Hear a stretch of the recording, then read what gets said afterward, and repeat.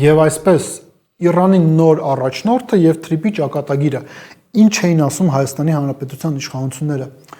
ինչքան շատ ներդրում բերենք, այնքան շատ անվտանգություն կլինի, հարգելի հեռուստադիտողներ, գաղտնիք բացահայտած չենք լինի, եթե ասենք, որ Հայաստանի Հանրապետության իշխանությունները չեն կարող այնքան ներդրում բերել, ինչքան ներդրում կա Սաուդյան Արաբիայում կամ Դուբայում,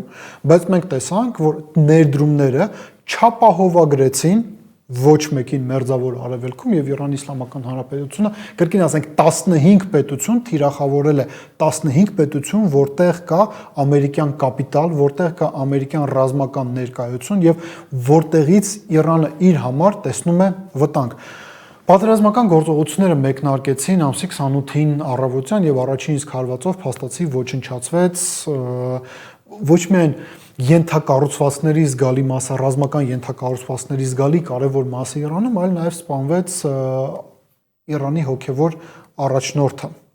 Ինչ տեղի ունեցավ դրանից հետո, հարգելի հեռուստադիտողներ, առնվազն կա տպավորություն ամերիկյան իշխանությունների հայտարարություններից, որ իրենց մոտ կար նպատակ, այսպես ձևակերպենք, բլիցկրիգ իրականացնել, հետևյալ տրամաբանությամբ, որ ոչնչացվում է Իրանի ռազմաքաղաքական հոգևոր իշխանությունը, ինչը կոլապսի է ենթարկում պետական ապարատը, ինչը հանգեցնում է նրան, որ ինչպես ասաց Դոնալդ Թրամփը, իրենք մտքեր ունեն այն մասին, թե ով կարող է եւ պետք է ղեկավարի Իրանի Իսլամական Հանրապետությունը, այսինքն մարիոնետային իշխանություն էին ուզում ձևավորել այն նույն տրամաբանությամբ, որը մենք տեսանք Վենեսուելայում, բայց ինչն էր կարևորը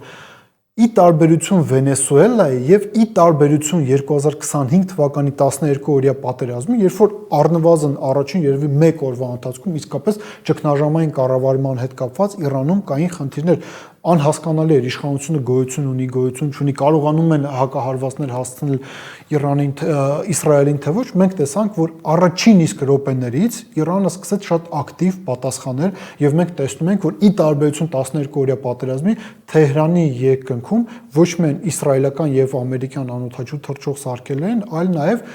Իրանի ռազմական ավիացիան, ինչը խոսում էր հետեւյալի մասին, որ իրենք ոչ միայն ծրագիր ունեն, թե ինչ է պետք անել Ալի Խամենեի սպանության դեպքում, այլ այդ ծրագիրը կյանքի է կոչվել։ Այսօր այս պայդրությամբ փաստացի Իրանի ղեկավարն է, իրենց անվտանգության խորհրդի ղեկավարը Ալի Լարիջանին, մարդ, ով երկար քաղաքական կենսագրություն ունի, երկար ժամանակ զբաղեցրել է Իրանի խորհրդանի ղեկավարի պաշտոնը, եղել է նաև մշակույթի նախարար, ունի նաև առանձին կուսակցություն, կարևորագույն առանցքային դեմքերից մեկն է եւ ինչը եւս չափազանց կարևոր է, նա այն քաղաքական կուրսի կողմնակիցն է,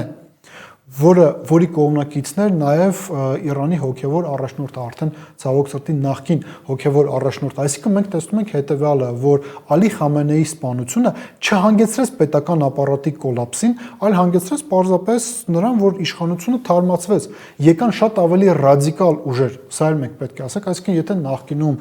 Իրանի հոգևոր առաջնորդը նա փորձում էր որոշակի առումով ծայրահեղական ուժերին զսպել Իրանի Իսլամական Հանրապետությունը, որպեսզի իրենք նաև այս տեսակ հարվածներ չհասցնեն տարածաշրջանում եղած ամերիկյան ռազմաբազաներին, եկել է նոր իշխանություն, որը շատ ավելի կոշտ եւ կոպիտ մեթոդների կողմնակից է։ Եվ այստեղ մենք արդեն գալիս ենք Հայաստանի Հանրապետությանը։ Հարգելի հեռուստադիտողներ, պատկերացրեք, այս իրավիճակում Թրիպը արդեն գործեր։ Մենք ինչ ենք սրա վրա շատ լուրջ ուշադրություն դարձնում։ Նիկոլ Փաշինյանը եւս ընդունել է, որ Թրիպի շրջանակներում կարող է այն տեսակ կարգավորումներ լինել, որ Ադրբեջանից Հայաստան մտնող ապրանքները չզննեն, ոչ միայն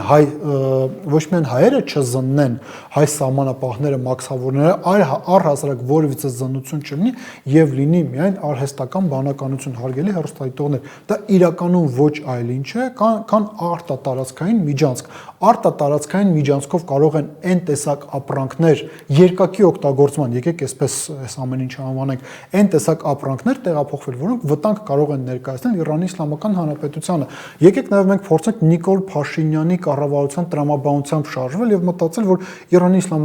որ Ադրբեջանը եւս Իրանի Իսլամական Հանրապետության նկատմամբ որևիցե ծրագրեր չուներ եւ իրենք կարող են չիմանան, որ օրինակ իրենց տարածքով պատկերացնենք այդպիսի իրականություն, որ իրենց տարածքով Հայաստանով նաև դեպի Նախիջևան գնալու է այնպիսի ապրանք, որը վտանգ է ներկայացնելու Իրանի Իսլամական Հանրապետության համար։ Մենք ստանալու ենք մի իրավիճակ, երբ որ Սյունիքը վերածվելու է երկու պատերազմող տերությունների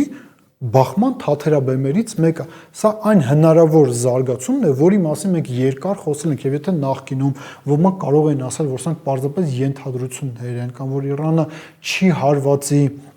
տարածաշրջանում կամ իր հարևանությամբ գտնվող ամերիկյան օբյեկտներին, ենթակառուցվածքներին, ամերիկյան շահը սպասարկող կառույցներին, մենք տեսնում ենք, որ իրականությունը լրիվ այլ տրամաբանությամբ է գնում, եւ այստեղ է, որ մենք պետք է արդեն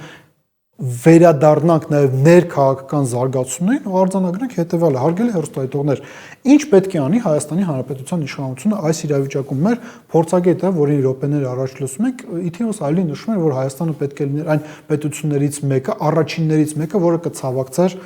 Իրանի Իսլամական Հանրապետությանը, որովհետև անկեղծ լինենք, Սյունիքի նկատմամբ հայկական կողմի վերահսկողությունը կա, այդ թվում նաև Իրանի Իսլամական Հանրապետության շնորհիվ, Իրանի Իսլամական Հանրապետության իշխանությունների հստակ դիրքորոշման շնորհիվ, բայց դրա փոխարեն մենք տեսնում ենք հետևյալը, որ ճիշտ արձագանք այս ամեն ինչին չկա։ Մենք տեսանք, որ նույնիսկ Անվտանգության խորհրդի նիստը Նիկոլ Փաշինյանի մասնակցությամբ շատ ավելի ուշ է տեղի ունենում, քան նույնիսկ Ռուսաստանում, բայց ինչը դրա փոխարեն տեղի ունենում, հիմա դուք ձեր էկրաններին տեսնում եք, Նիկոլ Փաշինյանը եւ Ալեն Սիմոնյանը կուկուռուզ են ուտում, իրենք բերաշկի են ուտում,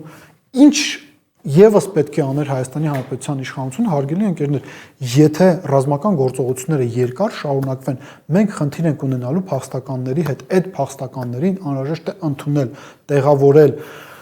միգուցե դա շատ կոպիտ է հնչում, բայց որոշակի ֆիլտրացիոն լագերների անհրաժեշտություն կա, այսինքն որպեսզի դու իմանաս ով է գալիս քո երկիր, ինչ նպատակներով է գալիս, լավ, եթե մենք նույնիսկ մի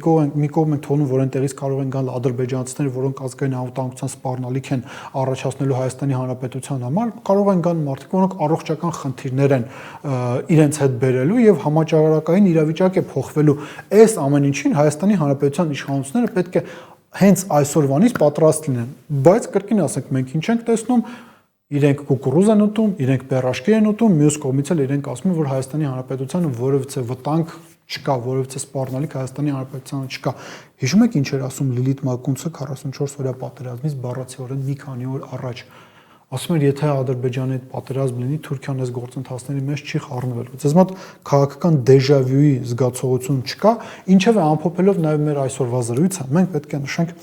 հետևյալը. ավարտվել են ժամանակները, եւ դու կարող ես, երբ դու կարող ես անպատասխանատու քաղաքական հայտարարություններ անել, երբ դու կարող ես եւի ճակերտավոր քաղաքականություն վարել, այլ եկել է ժամանակը, երբ որ դու քո քայլերի, քո արածների համար տարածաշրջանում ստեղծված իրավիճակից ելնելով պետք է կարողանաս պատասխան տաս եւ քո գործընկերների առջեւ եւ քո քաղաքացիների առջեւ։ Մտածեք այդ մասին։